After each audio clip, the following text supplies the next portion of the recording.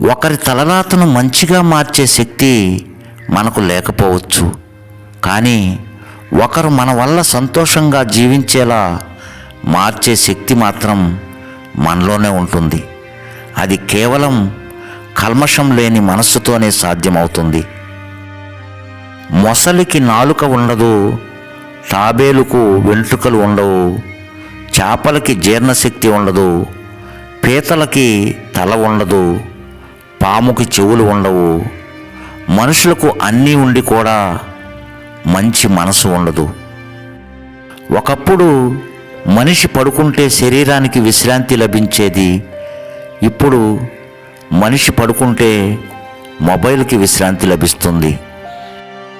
నువ్వు పక్కనున్నప్పుడు ఇచ్చే విలువ కంటే నువ్వు లేనప్పుడు నీకిచ్చే విలువే అవతలి వాళ్ళ మనసులో నీ స్థానం ఏమిటో తెలియజేస్తుంది.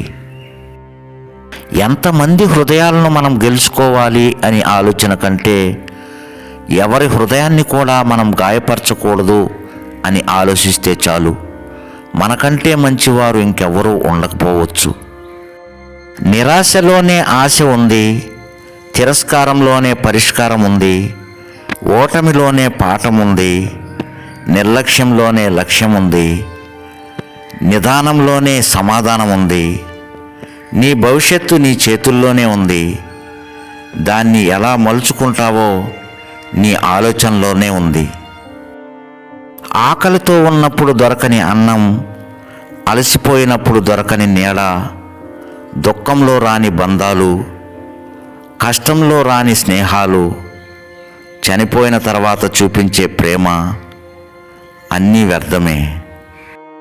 మనం బ్రతికి ఉన్నప్పుడు ఇతరులను ఏడిపిస్తే మనం పోయిన తర్వాత వాళ్ళు నవ్వుకుంటారు. మనం బ్రతికున్నప్పుడు నలుగురిని నవ్విస్తే మనం పోతే వారంతా బాధపడతారు.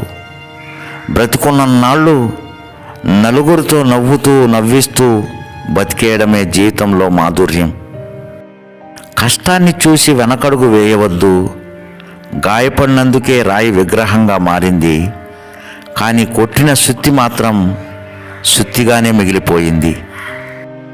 మనిషి గొప్పతనం 6 అడుగుల అందంలో కాదు, ఆలోచించి మాట్లాడే అరంగుళం నాలుక మీద మాత్రమే ఆధారపడి ఉంటుంది.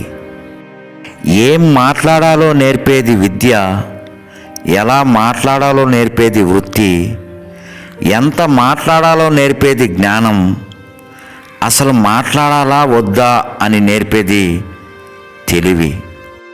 అక్షరాలు చదవాలంటే భాష రావాలేమో కానీ అంతరంగాన్ని చదవాలంటే మాత్రం ఆత్మీయత చాలు. అర్థం చూసుకుంటే మనకు మనమే కనిపిస్తాం, కానీ అర్థం చేసుకుంటే ప్రతి మనిషిలోనూ మనమే కనిపిస్తాం. ఎంత పీల్చినా గాలి తరిగిపోదు, ఎంత దున్నినా నేల అరిగిపోదు, ఎన్ని ఫలాలిచ్చినా చెట్టు గర్వపడదు, ఎంత పరుగులు తీసినా నీరు అలసిపోదు. కానీ ఎప్పుడు ఎలా చేస్తాడో తెలియని మనిషి మాత్రం కాస్త సంపాదించి నన్ను మించినవాడు లేడని ఎగిరెగిరి పడతాడు. అందరూ నీ దగ్గర సంతోషంగా ఉంటున్నారంటే కొన్ని విషయాల దగ్గర నువ్వు కాంప్రమైజ్ అవుతున్నట్లే. నువ్వు అందరి దగ్గర సంతోషంగా ఉండగలుగుతున్నావంటే వారి తప్పులను నువ్వు పట్టించుకోకుండా బంధానికే ఎక్కువ విలువిస్తున్నావని అర్థం. మీరు యవ్వనంగా కనిపించాలనుకుంటున్నారా? అయితే ఒక ఉసిరికాయ, 10 కరివేపాకులు, 5 మిరియాలు, చిన్న అల్లం ముక్క, కొద్దిగా బెల్లం మరియు కొన్ని నీళ్లు వేసి జ్యూస్ చేసి ప్రతిరోజు తాగండి. మీ జుట్టు, మీ చర్మం త్వరగా ప్రకాశిస్తాయి. మీరు ఖచ్చితంగా 10 సంవత్సరాలు తక్కువగా కనిపిస్తారు.